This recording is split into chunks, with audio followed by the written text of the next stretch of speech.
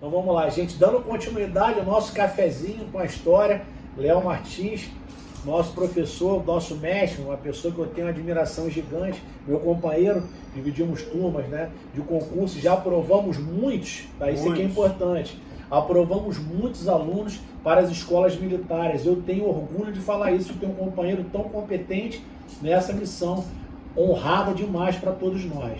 Bom, falaremos agora sobre o início, né, já da colonização do Brasil.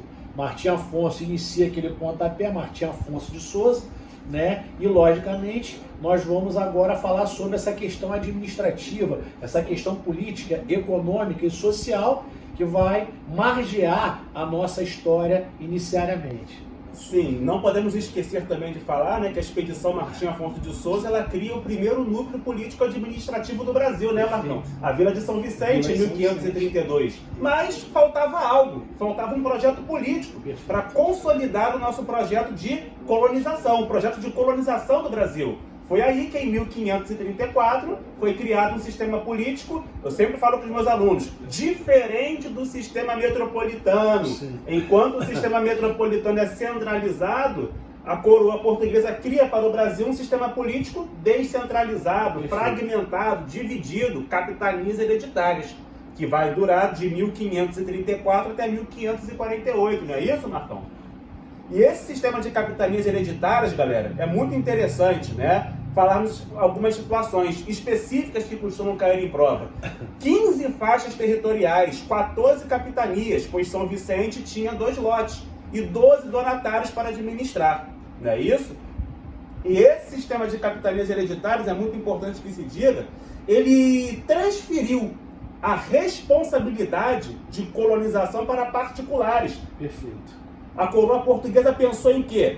Um sistema dividido, fragmentado, em cada faixa territorial colocaria um donatário, e esse donatário teria grandes responsabilidades sobre aquela faixa territorial, impedir invasões estrangeiras, conter revoltas internas dos nativos, desenvolver engenhos de açúcar.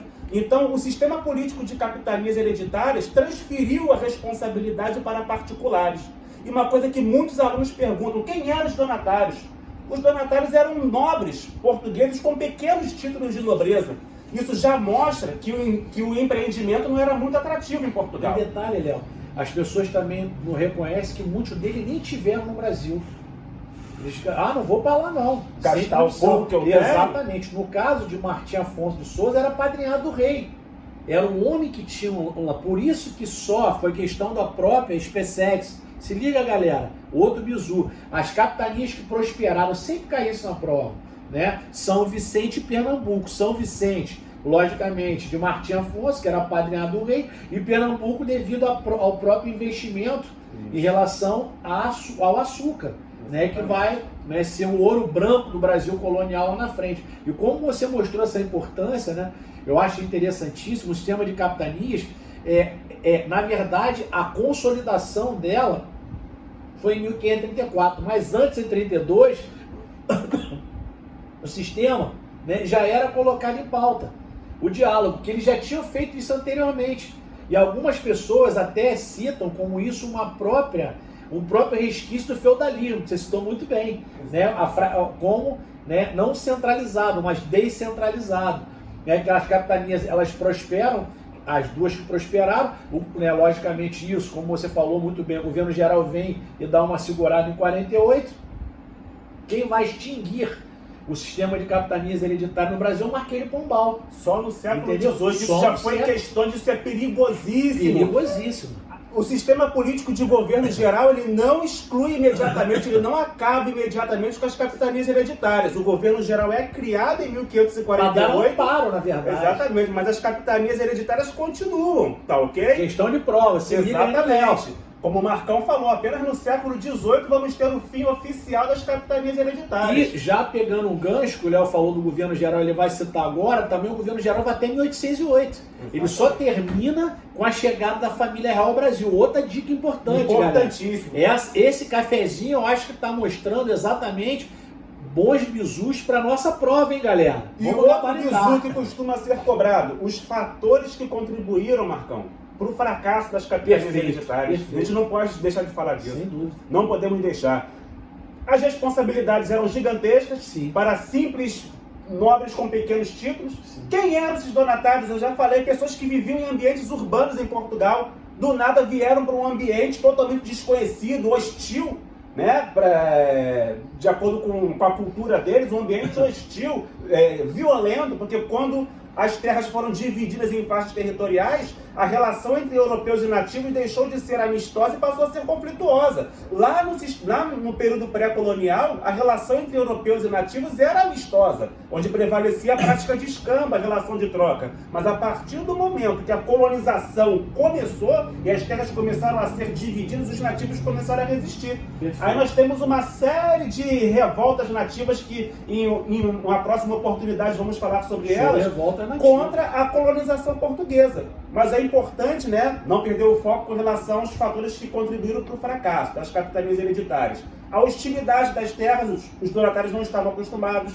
As responsabilidades que eram muitas. Pô, construir um engenho de açúcar era caríssimo na Imagina o época. tamanho dos lotes. Pô, gigantesco, gigantesco. Era praticamente impossível administrar aquela faixa territorial daquele tamanho. E já caiu em prova também, eu gostaria de você citar isso, a questão das responsabilidades, a carta de foral e a carta de doação que não era verbal, já caiu isso em prova, era escrito, você só tem como uma escritura. Exatamente. Na verdade, a carta de doação estava doando, né, essas terras e o foral é um regimento. Foral que você tem que cumprir aquilo. Que era uma espécie de documento tributário também. Perfeito. Porque exatamente tributário no sentido que você, um exemplo, quais direitos que esses donatários têm? Tem direito de 5% da pesca, 5% para o Brasil e outras atividades, né, do extrativismo.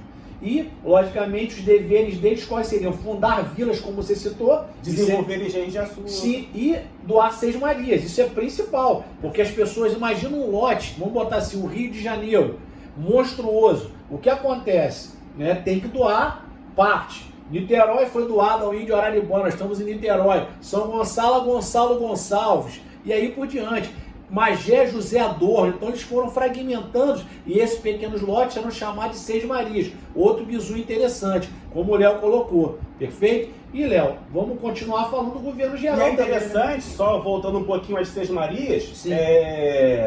Era um incentivo para a Sim, povoação. perfeito. Era um incentivo. Você doar Seis Marias era uma espécie de incentivo ao processo de povoação das terras. Perfeito. E só finalizando os fatores que contribuíram para o fracasso das capitanias hereditárias, a dificuldade de comunicação, Perfeito. a falta de interatividade entre as capitanias. Eu já vi opção falsa de questões dizendo que existia intensa relação comercial, relações comerciais entre as capitanias. Sem condição. Totalmente furado. Aí- Então é uma outra situação que é preciso ter atenção na hora da prova. Perfeito. Então, diante de todos esses fatores que contribuíram para o fracasso das capitanias hereditárias, foi criado em 1548 o governo geral, Perfeito. através do regimento de 1548 ou regimento Tomé de Souza, e o governo geral tem como objetivo promover a centralização, já que o descentralizado não funcionou, Centralizar a administração. nas mãos de um governador geral, não eliminando as capitanias hereditárias de Perfeito, imediato. exatamente isso. Um detalhe interessante do governo geral,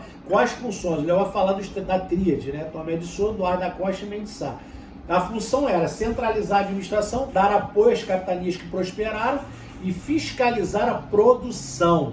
Porque, logicamente, o rei tinha que sobreviver com os impostos, né, em cima do que ele tinha das terras dele, no novo mundo, nessa nova, né, descoberta portuguesa, ou seja, dessa oficialidade agora de ter terras aqui no novo mundo.